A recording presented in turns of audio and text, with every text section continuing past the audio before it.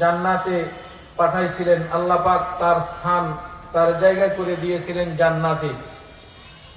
কিন্তু ভুল ক্রমে আদম আলাইহিস সালাম ইবলিসের চক্রান্তে পড়ে, ইবলিসের ষড়যন্ত্রের শিকার হয়ে দুনিয়াতে আসছেন। সেই সূত্র ধরে আমরাও সকলে দুনিয়াতে আসছি। কথা বলেন ঠিক কি ঠিক না? আমরা সকলে দুনিয়াতে আসছি, আমাদের বাবার লাইন ধরে, সূত্র ধরে আমরা দুনিয়াতে আসছি।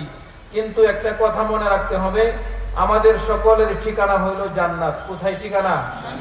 আমরা সকলেই জান্নাতে যাব, এটা সত্য কথা, বাস্তব কথা। আমরা সকলেই জান্নাতে যাব। যার ভিতরে যারা পরিমাণ, বিন্দু পরিমাণ ঈমান থাকবে, সরিষার দানা পরিমাণ ঈমান নিয়ে যে বান্দা দুনিয়া থেকে বিদায় নিবে, আল্লাহ পাক তাকেও এই দুনিয়ার 10 দুনিয়ার সমান একটা জান্নাত দান করবেন। সুবহানাল্লাহ।